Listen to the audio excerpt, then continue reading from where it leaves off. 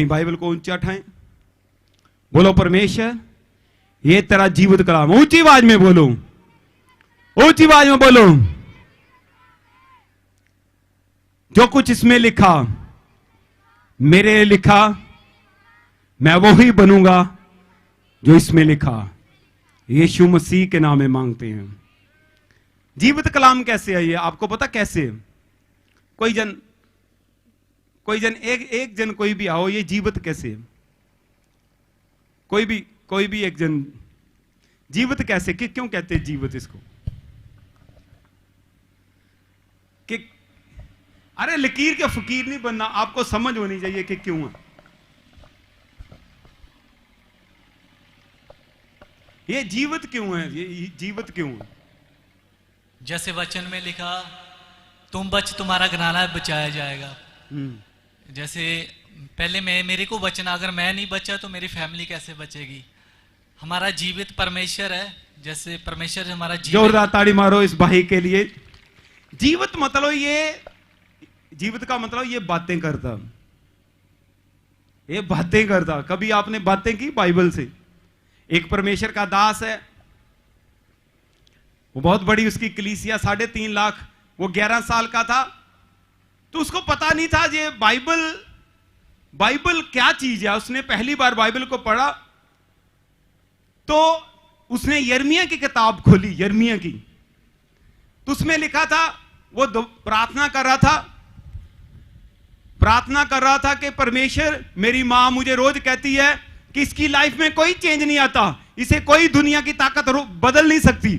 उसकी मां उसको कहती थी कि दुनिया में कोई ऐसा इंसान नहीं तुझे बदल सकता, क्योंकि वो टेढ़ा इंसान, 12 साल की उम्र में सारे जो कह लो बच्चे जो गलत काम करते, लफंडर काम करते, घूमते फिरते, स्टडी की कोई चिंता नहीं, वो ऐसा था। उसकी मां रोज उससे कहती कि इस दुनिया में कोई बना नहीं जो तुझे बदल दे। कहता मैंने जाके प्रार्थना की, कहता मैं क्या परमेश्वर तू, मेरी मां कहती मुझे कोई बदल नहीं सकता, पर तू अगर है तो फिर मुझे बदल दे।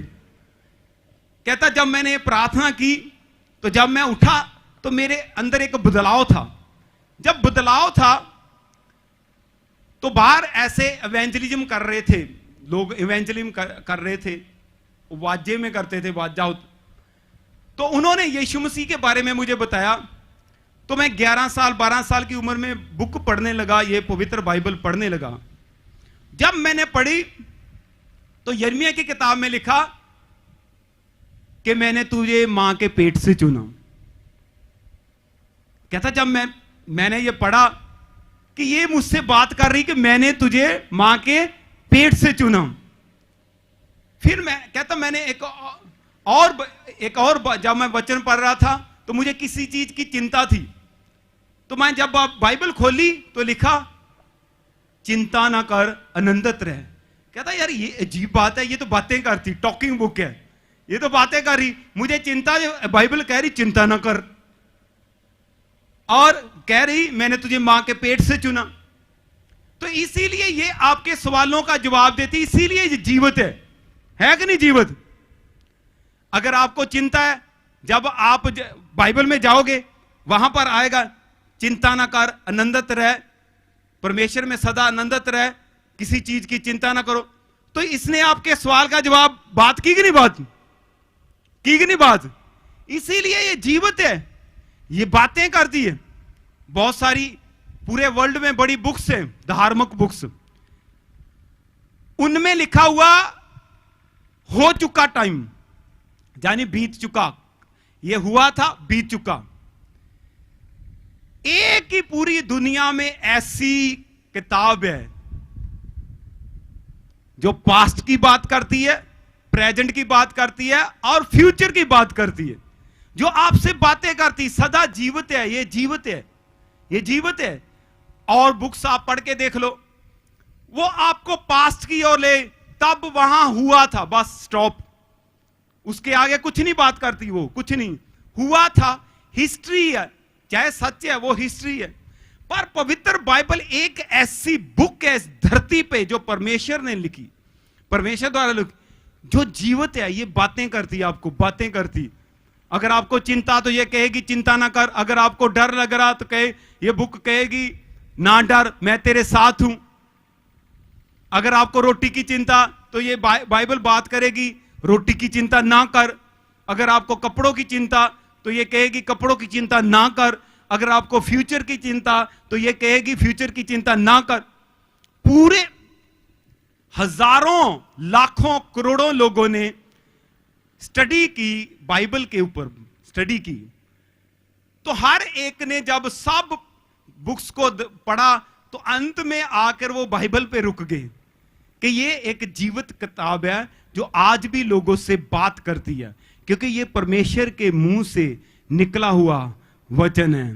जोरदार ताड़ी मारो इस बुक के लिए जो परमेश्वर ने हमारे लिए रखी कि हम कभी भी निराश ना हो, यीशु मसीह के सामर्थी नाम में।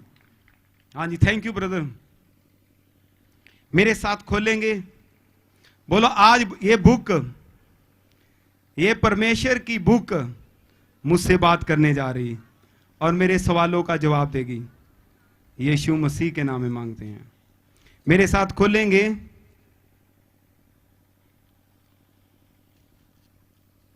कुलसियों की किताब, उसकी 3, उसकी 15 से मैं ही आपके लिए पढ़ूंगा। कुलसियों उसकी 3, उसकी 15 लिखा, मसीह की शांति जिसके लिए तुम एक देह होकर बुलाए भी गए हो तुम्हारे हृदय में राज्य करे और तुम धन्यवादी बने रहो। मसीह के वचन को अपने हृदय में अधिकाई से बसने दो। सिद्ध ज्ञान सहित एक दूसरे को सिखाओ और चिताओ और अपने अपने मन में अनुग्रह के साथ परमेश्वर के लिए भजन और स्तुति गान और आत्मक गीत गाया करो। वचन में या काम में जो कुछ भी करो सब प्रभु यीशु के नाम से करो और उसके द्वारा पिता का धन्यवाद करो। सब बोलो आमीन। बोलो परमेश्वर, आज का वचन मेरी आत्मा में बोया जा रहा, कोई अंधकार की ताकत इसे चुरा नहीं पाएगी। मैं इस वचन को सुनने वाला, समझने वाला, इसके ऊपर चलने वाला, दूसरों के साथ शेयर करने वाला और 100 गुना फल लेके आने वाला बन रहा हूं। यीशु मसीह के नाम में मांगते हैं, आमीन। अपने पड़ोसी को कहो ऊंची आवाज में, धन्यवादी बन धनवान बन जाएगा। फिर से बार बार बोलो, धन्यवादी बन धनवान बन जाएगा। बाइबल के हिसाब से अगर आप अमीर बनना चाहते हो, धनवान बनना चाहते हो, सिर्फ पैसे में नहीं, हर बात में, आपकी शरीर फिजिकल हेल्थ में, आपकी स्पिरिचुअली आप धनवान बनना चाहते हो, यानी जिंदगी के हर एरिया में अगर धनवान बनना चाहते हो तो बाइबल में एक रूल है और उस रूल के अनुसार आपको चलना पड़ता। तो बाइबल का रूल यह है कि जितना आप धन्यवादी बनोगे उतने आप धनवान बनोगे। जितना आप धन्यवाद करोगे पिता परमेश्वर का यीशु मसीह के नाम में हर बात में, उतने आप धनवान बनते जाओगे। अपनी स्पिरिचुअल लाइफ में, अपने विचारों में, अपने फैमिली में और अपनी फैमिली में और अपनी हर एक बात में आप धनवान बन जाओगे। क्योंकि बाइबल के हिसाब से अगर आप पैसे में अमीर है तो बाकी बातों में गरीब है तो आप ब्लेस नहीं हो। बाइबल के हिसाब में अगर आप स्पिरिचुअली अमीर हो तो साइकोलॉजिकली विचारों में अमीर होगे। अगर विचारों में अमीर हो तो आप फैमिलीकली अमीर हो।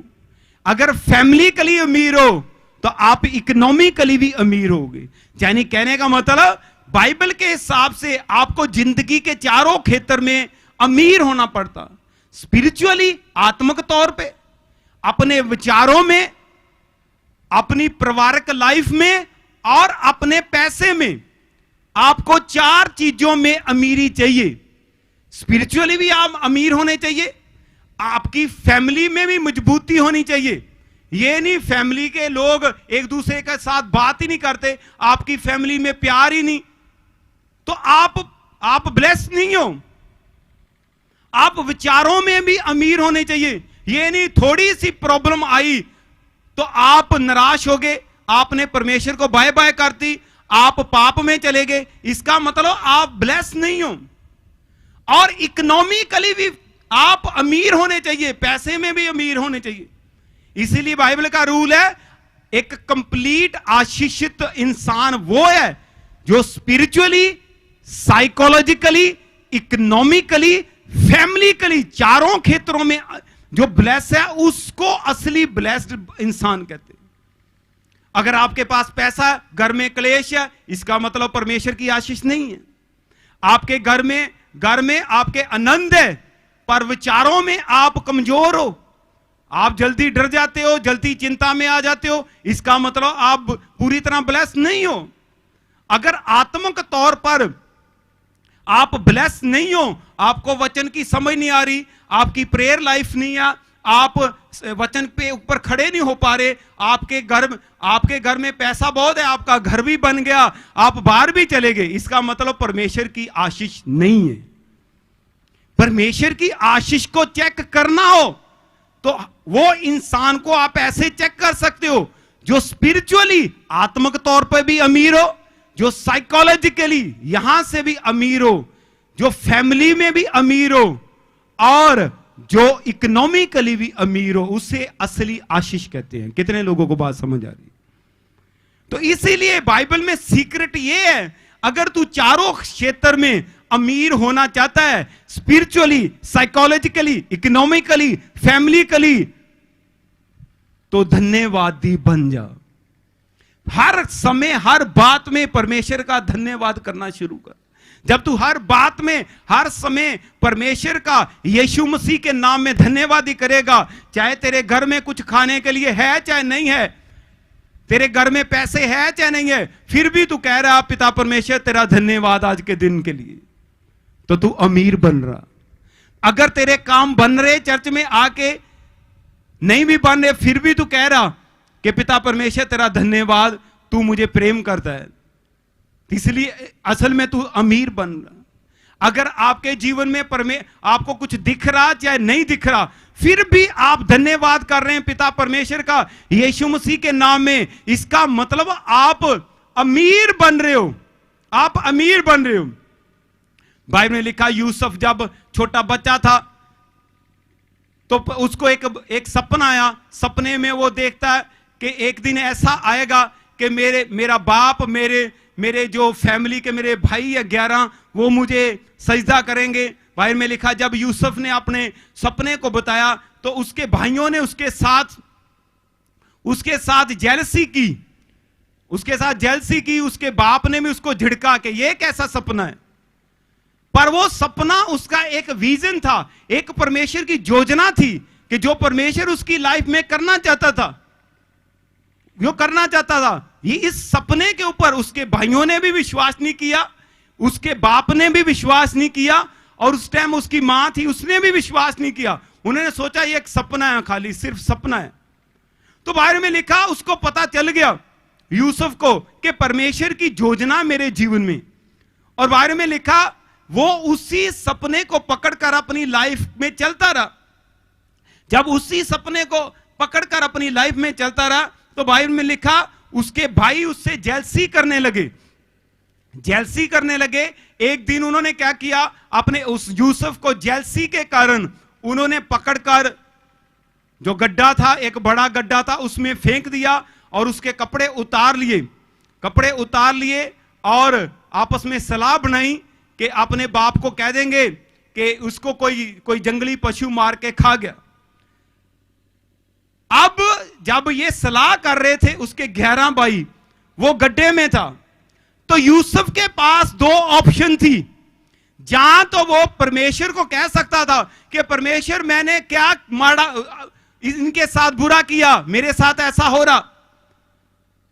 जब हम बाइबल को ध्यान से पढ़ते हैं तो बाइबल में लिखा, यूसुफ की लाइफ में परमेश्वर का अनुग्रह भी था और यूसुफ की लाइफ में क्लेश भी था। तो जब क्लेश भी था तो यूसुफ की लाइफ में एक बात थी कि वो हमेशा परमेश्वर का धन्यवाद करने वाला था। और जब उसके भाइयों ने उसको गड्ढे में फेंक दिया तो उसने ये नहीं कहा कि परमेश्वर मेरे साथ तूने माड़ा किया, मेरे भाइयों ने ऐसा किया वैसा किया। उसने क्या किया, उसने अपने मन में कहा परमेश्वर धन्यवाद, मेरे भाइयों ने मुझे कत्ल नहीं किया बल्कि एक गड्ढे में फेंक दिया। जब उसने अपनी बुरी सिचुएशन के ऊपर उसने कंप्लेंट नहीं की बल्कि परमेश्वर का धन्यवाद किया। और बाइबल में लिखा उसके एक भाई ने कहा कि इसको हम गड्ढे में नहीं फेंकते, इसको हम इस्माइलियों के हाथ में बेच देते हैं क्योंकि हमारा भाई है। तो बाइबल में लिखा उसके सब भाइयों ने ये सलाह की और यूसुफ को निकाला और उसके कपड़े उतार दिए, खाली उसकी वही रह गई होगी जो पहनते थे, पजामा ही, और उसका जो कोट था उसको जो जानवर के खून के साथ उन्होंने उसको लपेट के अपने बाप को दिखा दिया। और बाइबल में लिखा उसको इस्माइलियों के हाथ में बेच दिया। तो जब इस्माइलियों के हाथ में बेच दिया उसके बाद वहां बाइबल में लिखा मिस्र में पोतीफर नाम का एक व्यक्ति था, यूसुफ को उसने खरीदा। तो यूसुफ ने फिर भी कंप्लेंट नहीं की। उसने कहा कि बहुत घरों में काम करने की बजाय ये अच्छा है कि मैं एक ही घर में काम करूंगा तो खाना खाऊंगा। तो बाइबल के अनुसार वो पोतीफर की घर में काम करने लगा और परमेश्वर का धन्यवाद करता रहा। उसकी लाइफ में क्लेश भी था पर वो कंप्लेंट नहीं करता था। और बाइबल में लिखा उसके बाद पोतीफर की घरवाली ने उसके ऊपर ब्लेम लगाया और ब्लेम लगाने के बाद वो जेल में चला गया। और जेल में भी जाने के बाद उसने परमेश्वर को कंप्लेंट नहीं की बल्कि परमेश्वर का धन्यवाद करता रहा। जब वो धन्यवाद करता रहा तो बाइबल में लिखा पोतीफर के घर में भी वो अब सब नौकरों के ऊपर था और जेल में भी वो सब जो कैदी थे उनके ऊपर था। और बाइबल में लिखा जब वो फिर भी धन्यवाद करता रहा, अपने काम को ईमानदारी से करता रहा, तो बाइबल में लिखा जो जेलर था उसने सबके ऊपर उसको प्रधान लगाया। और बाइबल में लिखा उसके बाद उसने 2 नौकरों का, जो राजे के नौकर थे उनका सपना था, उस सपने को बताया। और एक राजे को सपना आया जब पूरे देश में कोई भी जन उस सपने का आंसर नहीं दे सका तो तब यूसुफ को बुलाया गया। तो यूसुफ ने उस सपने का आंसर दिया। तो बाइबल में लिखा राजे ने उसको ऊंचा किया, उसका पद ऊंचा किया और उसको अपने से छोटा सबसे ऊंचा राजा था उसके नीचे उसने उसको अधिकारी बनाया। ये मैं आपको शॉर्ट में बता रहा हूं कि आप सब इस स्टोरी को जानते हो। जब बाइबल में लिखा उसकी लाइफ में क्लेश भी था और अनुग्रह भी था। क्लेश भी था और अनुग्रह। क्लेश का मतलब प्रॉब्लम, लोग उसके साथ बुरा कर रहे थे पर परमेश्वर का अनुग्रह भी था। पर उसने अपने क्लेश के ऊपर ध्यान नहीं दिया कि मेरे जीवन में प्रॉब्लम है। सिर्फ वो परमेश्वर का वो अनुग्रह जो उसके ऊपर था, वो योजना जो यूसुफ की लाइफ में था, उसी को पकड़े हुए था। वो जानता था कि परमेश्वर ने मुझे एक सपना दिखाया है, वो सपना एक दिन पूरा होगा 100%। तो सपने को पूरा करने के लिए उसको धन्यवाद, अपने हार्ट में धन्यवादी बनना पड़ना ही था। अगर वो कंप्लेंट करता, अगर वो गलत डिसीजन लेता, परमेश्वर की जो योजना थी उसके जीवन में कभी पूरी नहीं होनी थी। इसीलिए बाइबल के अनुसार जब आप परमेश्वर की योजना में आते हो तो आपके जीवन में दोनों बातें चलती है। बोलो क्लेश और अनुग्रह। अगर आप प्रभु में आ गए हो तो इसका मतलब यह नहीं कि सारा कुछ सही चले जाएगा। नो, ऐसा कोई भी व्यक्ति पवित्र बाइबल में नहीं है जिसको परमेश्वर ने ऊंचा किया, ब्लेस किया और बढ़ाया पर उसके जीवन में क्लेश नहीं था।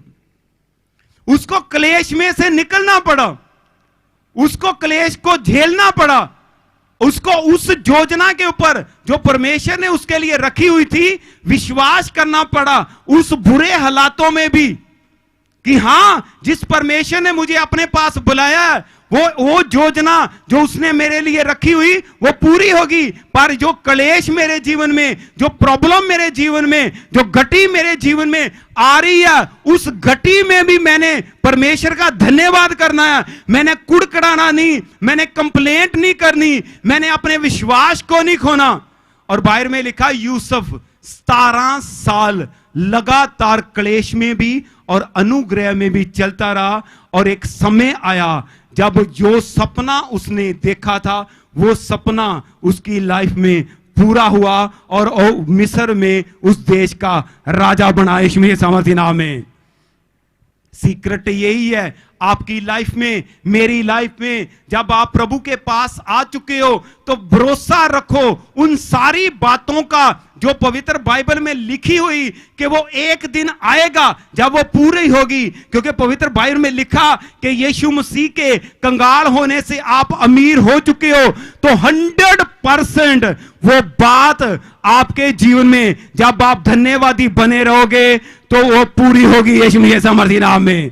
मैं क्या पूरी होगी यीशु मसीह के सामर्थ्य नाम में? वो पूरी होगी। उसको कोई रोक नहीं सकता, कोई दुनिया की ताकत, पर आप रोक सकते हो। बोलो मैं रोक सकता हूं। आप रोक सकते हो। कोई शैतान, कोई अंधकार की ताकत, कोई इंसान उसको रोक नहीं सकता, लेकिन आप रोक सकते हो उसको जब आप धन्यवाद करना छोड़ दोगे। आप धन्यवाद करना छोड़ दोगे। जब बुरे हालात हो तब भी उसका धन्यवाद करते रहो, जब अच्छे हालात हो तब भी उसका धन्यवाद करते रहो, क्योंकि ये धन्यवाद ही आपको धनवान बनाएगा आपकी जिंदगी के हर एरिया में। और आप अपनी जिंदगी को इस धरती पर भी ब्लेस्ड लाइफ जियोगे और स्वर्ग में भी ब्लेस्ड जाओगे यीशु के सामर्थ्य नाम में। कितने लोगों को मेरी बात समझ आ रही है? ये धन्यवाद ही है। सुबह से लेकर शाम तक, शाम से लेकर सुबह तक ये धन्यवाद आपकी लाइफ में चलता रहना चाहिए। अगर आपका पति नशे से बाहर नहीं आया फिर भी धन्यवाद करते रहो। अगर आप प्रभु में आ रहे हो, आपके बिजनेस अप डाउन चल रहा, फिर भी धन्यवाद करो। अगर आप प्रभु में आ रहे हो, अगर आपके बच्चे अभी सुधरे नहीं, फिर भी परमेश्वर का धन्यवाद करो। आप चर्च में आ रहे हो, आप अभी पूरी तरह चंगे नहीं हुए, तो फिर भी परमेश्वर का धन्यवाद करो। क्योंकि बाइबल में लिखा, जब आप परमेश्वर का धन्यवाद करते हो तो आप परमेश्वर को प्रसन्न करते हो और परमेश्वर की सामर्थ को अपने जीवन में काम करने का मौका देते हो। क्योंकि धन्यवाद की भेंट जो चढ़ाता परमेश्वर की महिमा करता। आपके पास जब आपके जीवन में प्रॉब्लम है तो आपके जीवन में ऑप्शन है, जहां तो आप कुड़कड़ा सकते हो, अपने पास्टर के ऊपर कुड़कड़ा सकते हो, परमेश्वर के ऊपर कुड़कड़ा सकते हो, अपने रिश्तों के ऊपर कुड़कड़ा सकते हो, अपने बॉस के ऊपर जहां धन्यवाद कर सकते हो। अगर आप कुड़कड़ाओगे तो ग्रेस कम होगी, अगर आप धन्यवाद करोगे तो परमेश्वर की महिमा करोगे। और जब आप परमेश्वर की महिमा करोगे तो परमेश्वर भी आपकी महिमा को बढ़ाएगा यीशु के सामर्थ्य नाम में। कितने लोगों को मेरी समझ आ? सीक्रेट यही है, आप क्या चाहते हो परमेश्वर से। अगर आप ऊंचा होना चाहते हो तो परमेश्वर को ऊंचा करो। अगर आप परमेश्वर को ऊंचा नहीं कर रहे हर समय तो परमेश्वर भी आपको ऊंचा नहीं करेगा। आपके घर में लड़ाई होगी, मैंने नहीं जाना चर्च में क्या रखा, चर्च ने हमें क्या दिया। अगर आप ऐसी बातें कर रहे हो तो परमेश्वर का कुछ नहीं जा रहा। परमेश्वर तो आपका टेस्ट ले रहा, आप टेस्ट फेल कर रहे हो। अगर आप वैसे हालात में भी परमेश्वर की महिमा कर रहे हो, धन्यवाद कर रहे हो, तो आप परमेश्वर को प्रसन्न कर रहे हो। अगर आप वैसे हालात में भी परमेश्वर की महिमा करोगे तो मेरा परमेश्वर आपकी महिमा को बढ़ाएगा यीशु के सामर्थ्य नाम में। यही सीक्रेट है मसीह लाइफ का। आपको हर समय पिता का यीशु मसीह के नाम में धन्यवाद करना पड़ेगा हर समय। अगर हालात अच्छे हो फिर भी धन्यवाद करो, अगर हालात बुरे हो फिर भी उसका धन्यवाद करो। यह सीक्रेट है आपकी प्रॉब्लम के हल का, यह सीक्रेट है आपके कर्जे का। मुझे आज भी याद है, जब मैं प्रभु में आया तो प्रभु में आने से पहले मैं अच्छे पैसे कमा रहा था, अच्छे बिजनेस भी सारा कुछ चल रहा था। जब मैंने तौबा कर ली, बपतिस्मा ले लिया, सारा कुछ उड़ गया और मेरे ऊपर 90,000 रुपया कर्जा था। उस टाइम का 2003 में 9 लाख के बराबर है आज। मेरे पास अब ऑप्शन थी, जहां तो मैं दुनिया की तरह चल सकता था, तो जहां मैं परमेश्वर की तरह। परमेश्वर का अनुग्रह मेरे ऊपर था और क्लेश भी था। क्लेश यह था कि मैंने पैसे देने थे। मैंने इस पवित्र बाइबल को पढ़ते रहना, मुझे समझ आती नहीं थी। पढ़ते रहना, बाइबल प्रार्थना करनी भी नहीं आती थी। मैंने बस यही करते रहना, धन्यवाद धन्यवाद धन्यवाद धन्यवाद धन्यवाद, बस यही सुना था। ये करते रहना करते रहना करते रहना करते रहना करते रहना। जब मैं लगातार इस बात को पकड़े रहा, धन्यवाद करता रहा, यही प्रार्थना आती थी और चलता रहा। और मैंने सोचा भी नहीं था कि मैं ये कर्जा उतार पाऊंगा। पर परमेश्वर, जब आप धन्यवाद करते हैं तो परमेश्वर आपके जीवन में काम करता। तो परमेश्वर वो धन्यवाद की भेंट को सुनकर रस्सों को खोलता रहा। और मुझे समय लगा, एक चुटकी में सब कुछ नहीं हुआ।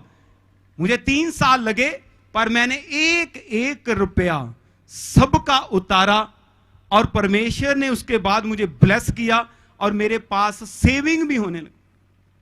धन्यवाद जो आप करना सीख जाते हो हर हालात में, चाहे आप पैदल हो, आपके पास साइकिल भी नहीं है, आपके पास मोटरसाइकिल भी नहीं है, फिर भी धन्यवाद करते रहो, धन्यवाद करते रहो।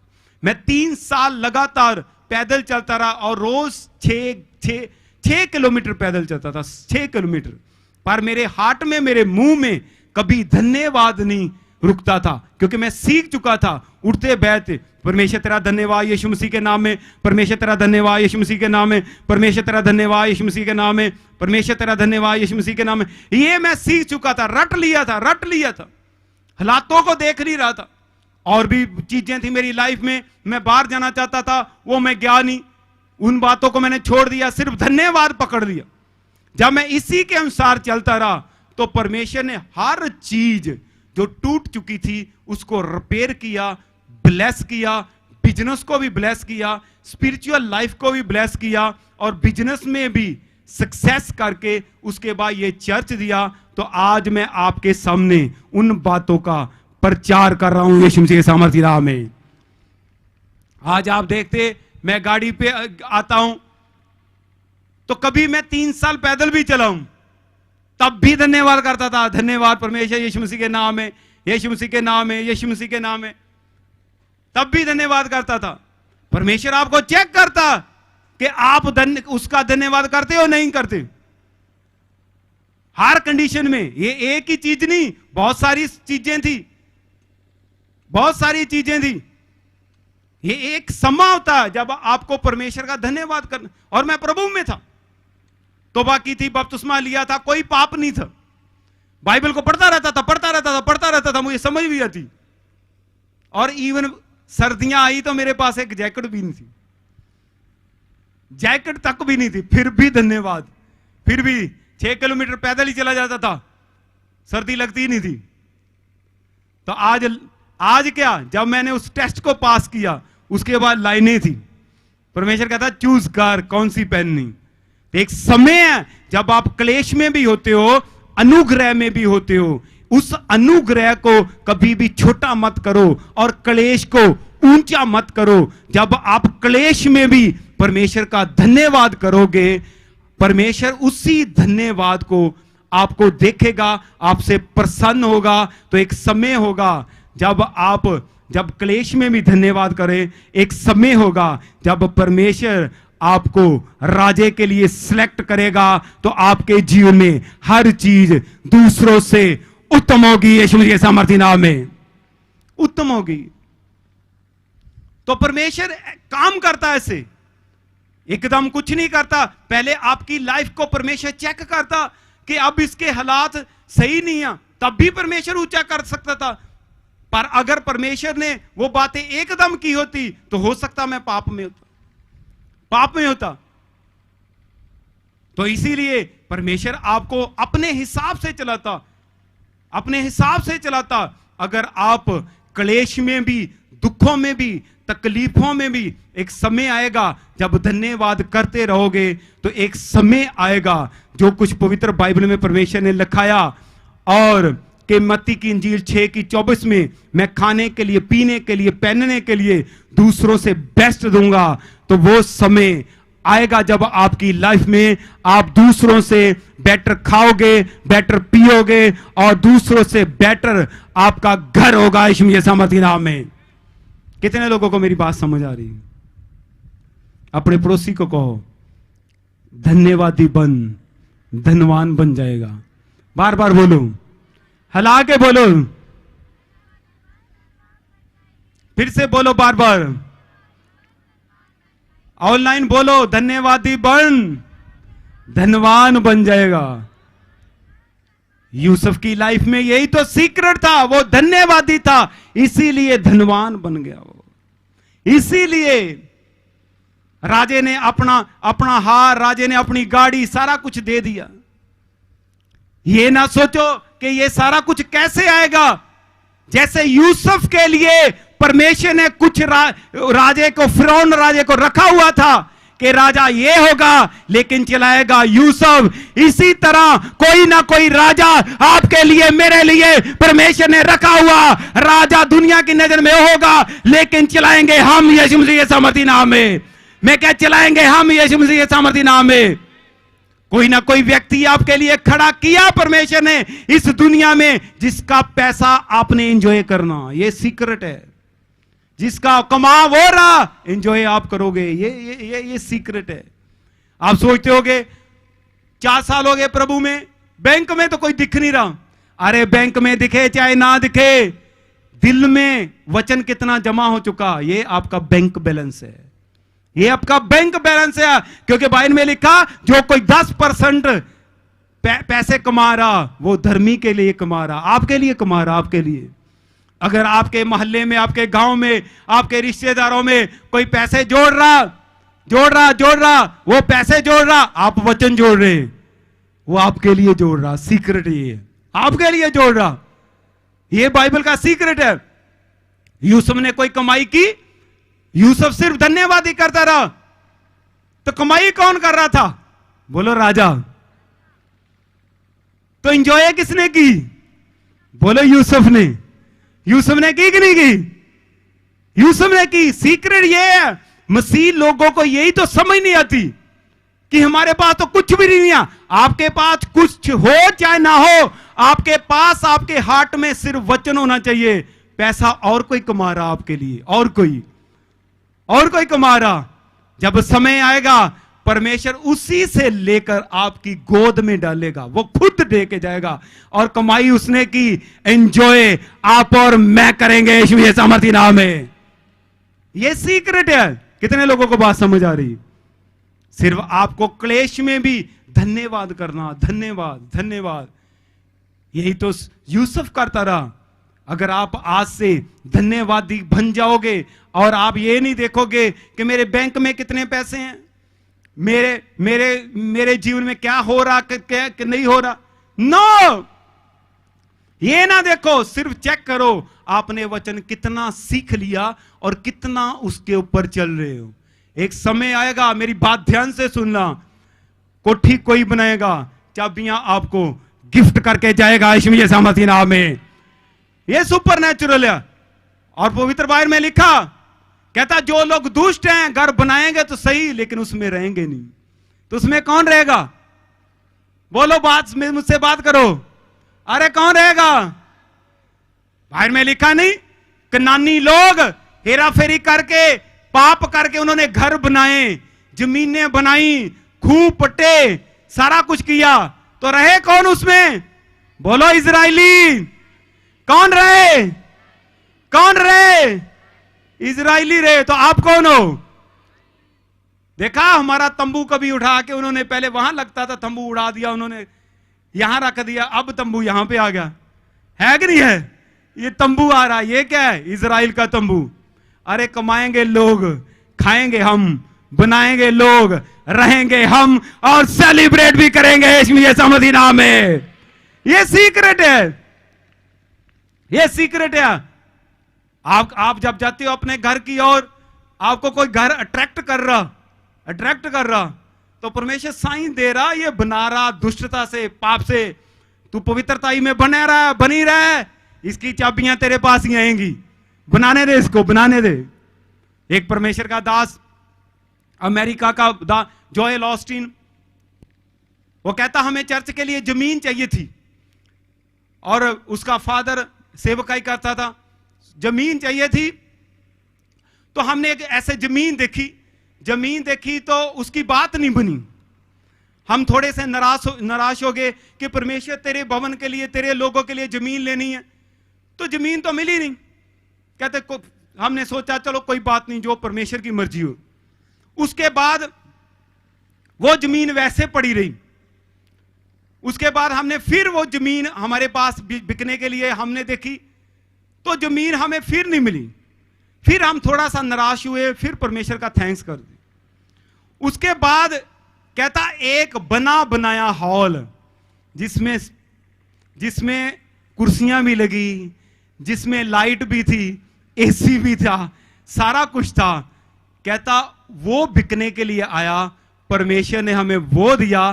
तो तब हमने समझा, तब परमेश्वर हमें ये कह रहा था तू जमीन लेगा तो ये बनाएगा, छोड़ मैं किसी को लगाऊंगा, वो जमीन भी लेगा, बनाएगा भी, सिर्फ तुझे उसमें एंटर करना। कहता तब मुझे समझ आई, तो परमेश्वर हमारे लाभ के लिए सब कुछ करता है, हमारे लाभ के लिए। कहता जब जमीन देख रहा है तो मिली नहीं, मैं थोड़ा सा निराश हुआ, फिर परमेश्वर का धन्यवाद किया। कहता जब वो सारा हॉल जिसमें कुर्सियां सारा कुछ लगे, लाइटें सब कुछ, जब हमने उसकी बात की तो वो मिल गया। इसी तरह परमेश्वर काम करता हमारी लाइफ में। आप सोच रहे होंगे कि हमारा घर तो वैसा ही है, वैसे ही चर्च में जाए, हर हफ्ते पास्टर कह रहा, ऐसा कह रहा। अरे निराश मत हो, उसी में धन्यवाद करते रहो। कोई कोठी आपके लिए बन रही है, वो अपने आप परमेश्वर आपको चाबियां दिलाएगा यीशु के सामर्थी नाम में। ये एक रूल है परमेश्वर का, ये रूल है कि कुधर्मी का धन धर्मी के लिए। बोलो कुधर्मी का धन धर्मी के लिए। तो आपको सिर्फ धर्मी बनना है, आपको धर्मी बनना है, और परमेश्वर ने हर एक चीज आपके लिए की हुई है। इसीलिए जब प्रॉब्लम आए, तो जब समस्या आए, तो परमेश्वर के साथ धन्यवादी बने रहो। आप नहीं जानते कि आपका धन्यवाद की भेंट आपके जीवन में क्या कुछ ला रही है। जो चीजें आपको दिख नहीं रही लेकिन हो रही हैं, आप जब उसी को विश्वास बना के चले रहोगे, तो मेरा परमेश्वर एक दिन हर वो बात, हर वो आशीष जो आंखों ने नहीं देखी, कानों ने नहीं सुनी, जो अपने प्रेम करने वालों के लिए रखी हुई, आपके जीवन में देगा। तो आप बड़ी गवाही के साथ वापस आओगे यीशु के सामर्थी नाम में। सब दिन खड़े हो जाएंगे।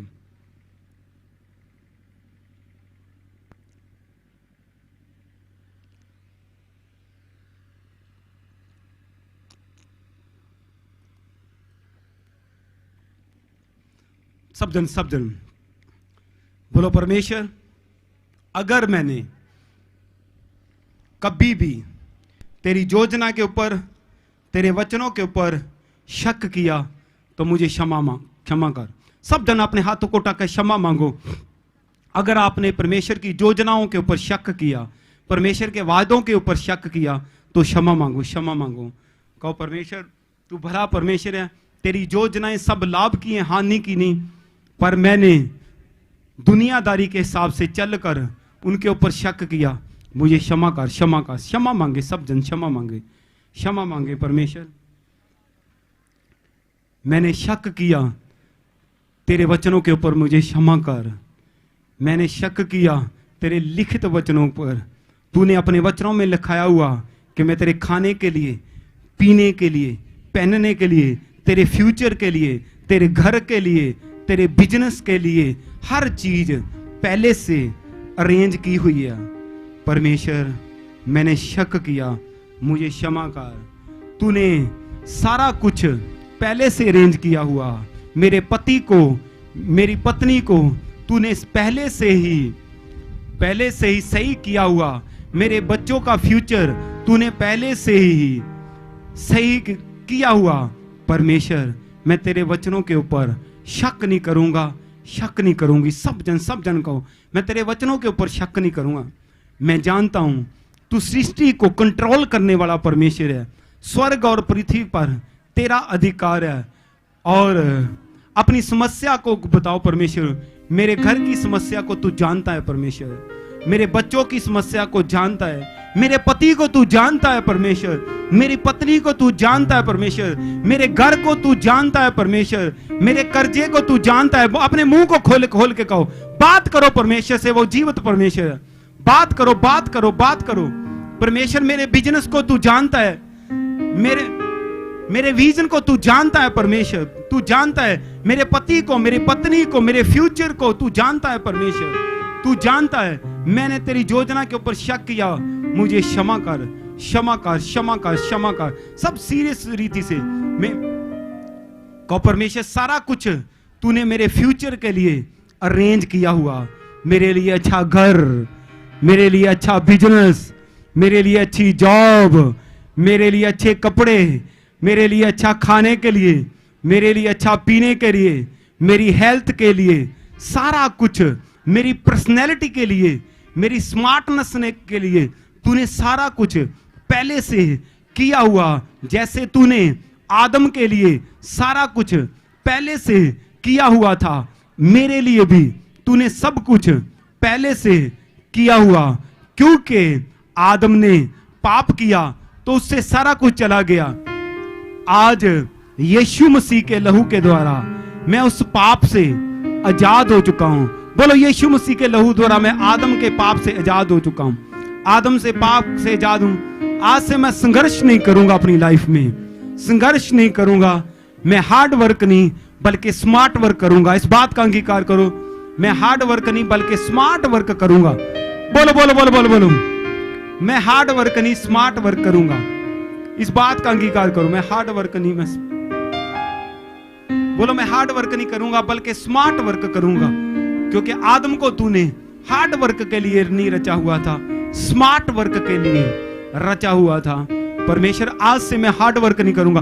क्लेम करो, मैं कह रहा हूं हार्ड वर्क, सख्त मेहनत आपके जीवन से खत्म होने जा रही। मैं कह रहा हूं आप स्मार्ट वर्क में जाने जा रहे हो। क्लेम करो, क्लेम करो, क्लेम करो। आप परमेश्वर की हुजूरी में हो। बोलो मैं हार्ड वर्क नहीं करूंगा बल्कि स्मार्ट वर्क करूंगा।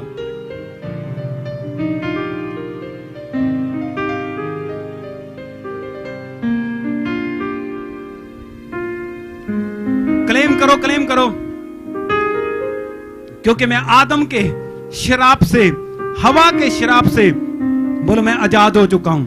यीशु के लहू द्वारा मैं आजाद हो चुका हूं। मैं अपनी लाइफ में हार्ड वर्क नहीं करूंगा, स्मार्ट वर्क करूंगा, स्मार्ट वर्क करूंगा, स्मार्ट वर्क करूंगा। यीशु मसीह के सामर्थी नाम में मांगते हैं। आपको पता आदम हार्ड वर्क नहीं करता था। आदम के पास जो बाग था, परमेश्वर ने पहले नदियां रखी थी, अपने आप ही अपने आप पानी आता था, अपने आप ऑटोमेटिक। आज लगे ना मोटरों पे ऑटोमेटिक, आज लगे ना। आदम के लिए पहले लगाए हुए थे परमेश्वर ने ऑटोमेटिक। ऑटोमेटिक ऑटोमेटिक ऐसे पानी उठता था तो वो बाग सिंच जाता था और आदम उड़ जाता था। कितनों को पता आदम उड़ जाता था? आपको पता आदम उड़ जाता था? गाड़ियां तो अब आई, लोग मोटरसाइकिल के खेतों में आते, आदम तो उड़ के ही चला जाता था क्योंकि वो स्मार्ट वर्क करता था। वो स्मार्ट वर्क करता था। ये जो चीजें आप देख रहे हो अभी, जहाज, ये लोग एक जगह से दूसरी जगह है, तो आदम के पास उसकी बॉडी में इंजन लगा हुआ था, उड़ के चला जाता था। तो हार्ड वर्क तब उसकी लाइफ में आया जब उसने पाप किया। जब उसने पाप किया, परमेश्वर का हुक्म तोड़ा, तो सारी दुनिया में वो आ गया हार्ड वर्क, सारी दुनिया में, सारी। जब यीशु मसीह इस धरती पे आए तो वो हार्ड वर्क खत्म हो गया। हिस्ट्री पढ़ के देखो, यीशु मसीह के आने से पहले खोजें नहीं हुई थी, कोई खोज नहीं हुई थी।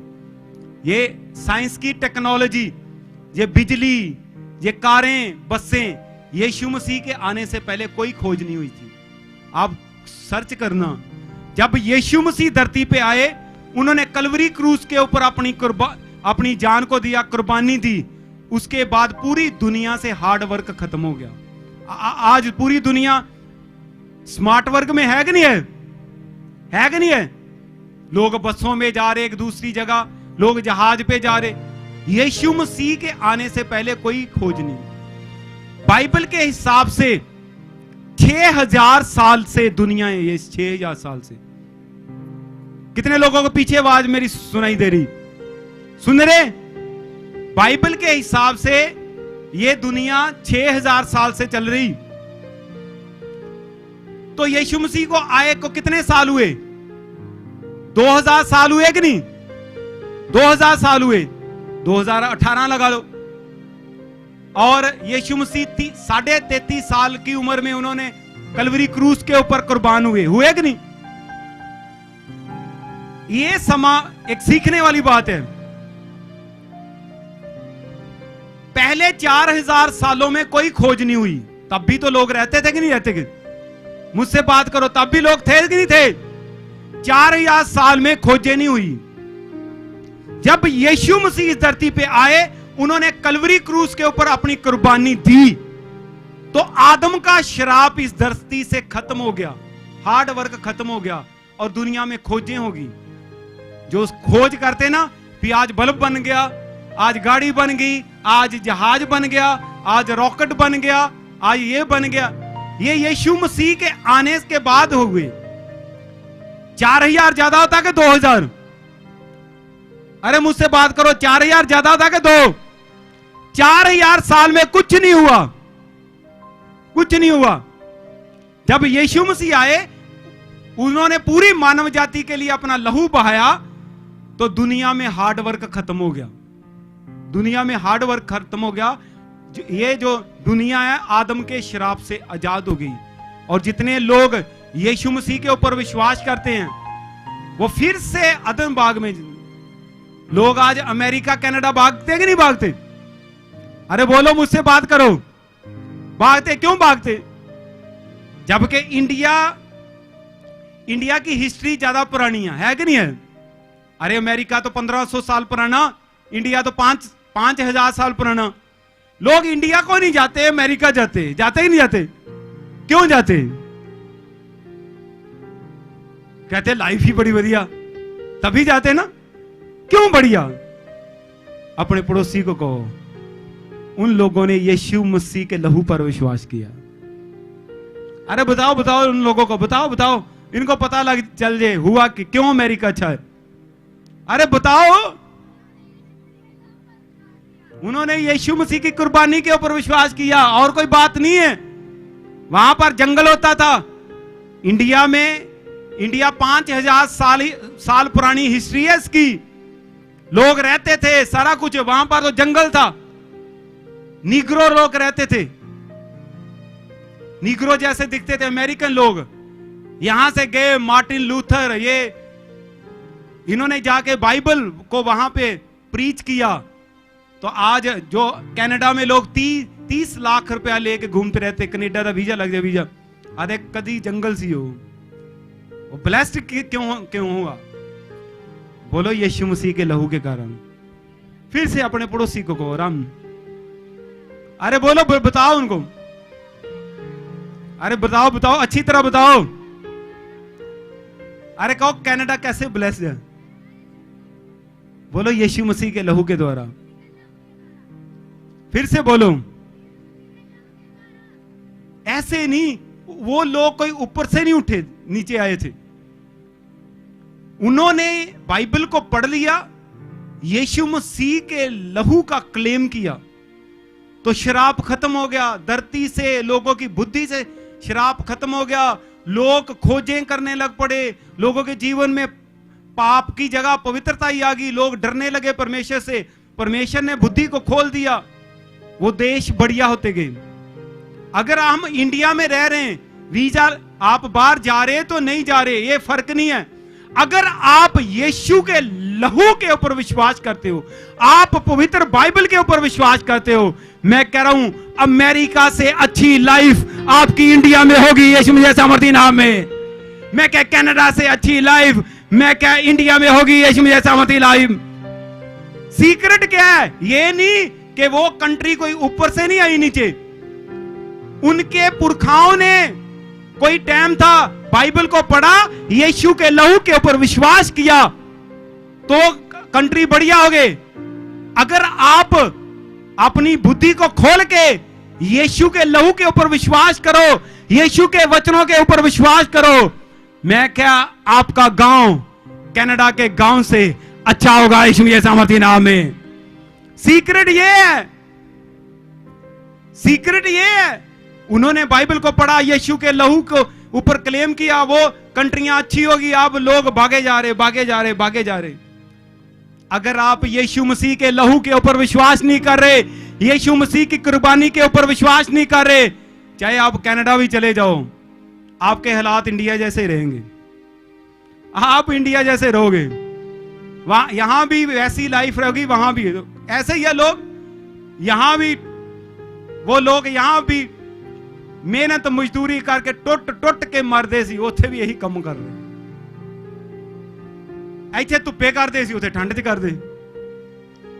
ਕੋਈ ਬੰਦਾ ਮੈਨੂੰ ਦੱਸ ਸਕਦਾ ਧੁੱਪ ਜ਼ਿਆਦਾ ਮਾੜੀ ਕਿ ਠੰਡ? ਦੱਸੋ, ਮੇਰੇ ਨਾਲ ਗੱਲ ਕਰੋ। ਧੁੱਪ ਜ਼ਿਆਦਾ ਮਾੜੀ ਕਿ ਠੰਡ? ਧੁੱਪ ਚੱਲੀ ਜਾਂਦੀ, ਠੰਡ ਨਹੀਂ ਚੱਲੀ ਜਾਂਦੀ। ਤੇ ਉਹ ਕਹਿੰਦੇ ਅਸੀਂ ਵਧੀਆ 'ਚ ਚੱਲ ਗਏ। ਵਧੀਆ 'ਚ ਥੋੜੀ ਚੱਲ ਗਏ, ਤੁਸੀਂ ਠੰਡ 'ਚ ਚੱਲ ਗਏ। ਠੰਡ 'ਚ ਚੱਲ ਗਏ, ਉਹਦੇ ਨਾਲ ਵੀ ਪ੍ਰੋਬਲਮ 'ਚ ਆ। क्योंकि आराम कहदे च आ? बोलो यीशु दे लहू च, यीशु मसीह दी कुर्बानी च आ। इस करके कई लोग मुंडा कनेडा चल गया, अरे चल गया तो चल गया, फिर भी उत्थे ही रहना। परमेश्वर तो वही है ना। बाइबल में लिखा, पतरस ने कहा अपने पापों से मुड़ो क्योंकि परमेश्वर के हुजूर से सुख के दिन आएंगे। सुख परमेश्वर की ओर से आएगा, चाहे आप इंडिया में हो, चाहे कनाडा में, अमेरिका में, इटली में, फ्रांस में, वो परमेश्वर की ओर से आएगा। धरती से नहीं। कोई कंट्री आपको सुख नहीं दे सकती, कोई कंट्री सुख नहीं दे सकती। सुख कौन देगा? ऊंची बोलो मेरी, ऊंची आवाज में, ऊंची आवाज में।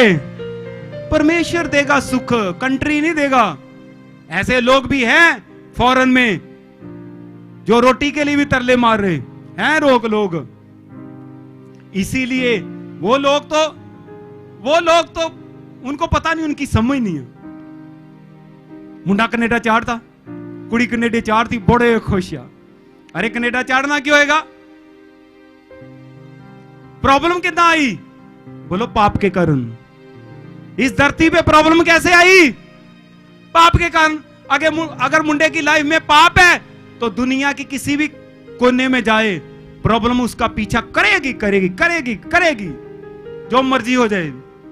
सोया तो एसी में होगा, पर पाप के कारण दुष्ट आत्माएं सोने नहीं देंगी, सोने नहीं देगी, जो मर्जी होगी। रहता तो कनाडा में होगा, पर चरखड़ी घूमती घूमती आएगी, सोने नहीं देगी। मैंने आपको दिखाया, बताया था ना, एक प्रचार, उसके चरखड़ी घूमती आती थी, उसके सिर काट।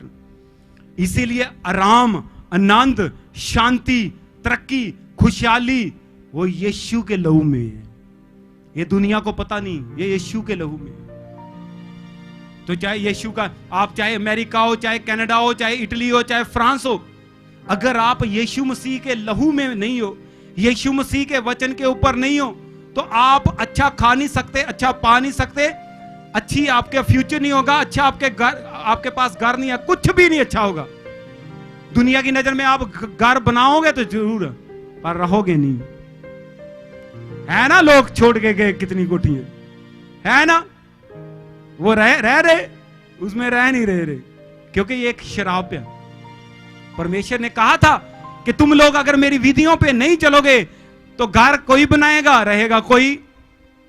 रिश्ते की बात आपकी होगी, शादी और किसी की होगी। ये बात सारी बाइबल में लिखी हुई है। मेहनत तुम करोगे, खाओगा कोई और, ये पर बात लिखी हुई है। इसीलिए धोखे में मत रहो आप भी। आप लोगों की तरह चल चल जाना ही जाना, जाना ही जाना, कनेडा चाहे 2 नंबर चलो। अरे 2 नंबर में आप चले गए, परमेश्वर आपके साथ नहीं, आप जिंदगी में संघर्ष करते रहोगे। इसीलिए अगर परमेश्वर चाहे तो जाओ, कोई बात नहीं, प्रभु की मर्जी से जाओ, अमेरिका जाओ, कनाडा जाओ, इंग्लैंड जाओ, इटली, फ्रांस, जर्मन, वचन के बीच में से जाओ। अगर वचन तोड़ के जाओगे तो पाप अगर आपके जीवन में है तो आप सुखी नहीं हो सकते, कभी नहीं। अगर इंडिया में हो, पाप नहीं है, तो इंडिया में भी सुखी होंगे वे उतने ही। घर भी मिलेगा, बिजनेस भी मिलेगा, जॉब भी, सारा कुछ देगा, परमेश्वर देगा। कितने लोगों को मेरी बात समझ आ गई? समझ गए? 2 नंबर में लोगों की तरह नहीं जाना कि कोई नहीं, कम बना दे, कम बना दे, कम बना दे। नो, आपकी जो आशीष है वो वचन के ऊपर है। बाइबल में लिखा, इस्राएलियों ने परमेश्वर के वचन के ऊपर भरोसा नहीं किया, वचन तोड़ते रहे, तो वो कनान पहुंच सके? नहीं ना पहुंचे कनान। कनान था क्या था? बोलो आराम। कनान किसको कहते? अरे बोलो आराम। अपने पड़ोसी को कहो आराम। कनान का मतलब आराम। जो लोग वचन तोड़ते रहे उनको आराम नहीं मिला। जो लोग वचन के ऊपर रहे उनको आराम मिला। तो लोग आराम चाहते हैं, वहां की जिंदगी बड़ी अच्छी है, आराम है, कानून बड़े अच्छे हैं। अरे बाहरले कानून अच्छे हो सकते हैं, शैतान के कानून थोड़ा अच्छे होने। उसने तो काम करना ही आपकी लाइफ में, करेगा कि नहीं करेगा? इसीलिए आज मैंने आपको बात सिखा दी। अगर आपके हालात अभी अच्छे नहीं, धन्यवादी बने रहो। परमेश्वर अपने वचन का परमेश्वर है। हर चीज आपको खाने के लिए, पहनने के लिए, पीने के लिए, हर चीज आपको देगा, उसने रखी हुई है। अगर आपको बाहर भेजना चाहता वो, तो आप जाएंगे। आपके पास पैसा हो चाहे ना हो, ये मैटर नहीं करता, आप जाएंगे 100%, अगर खुदा की मर्जी है। लेकिन वचन को नहीं तोड़ना। कितने लोगों को मेरी बात समझ आ गई? अपने हाथों को उठाओ, कहो परमेश्वर मुझे अनुग्रह दे। फिर से अनुग्रह को मांगो कि मैं धन्यवादी बन सकूं। परमेश्वर तेरा जिस हालात में तूने रखा हुआ, मैं तेरा धन्यवाद कर सकूं।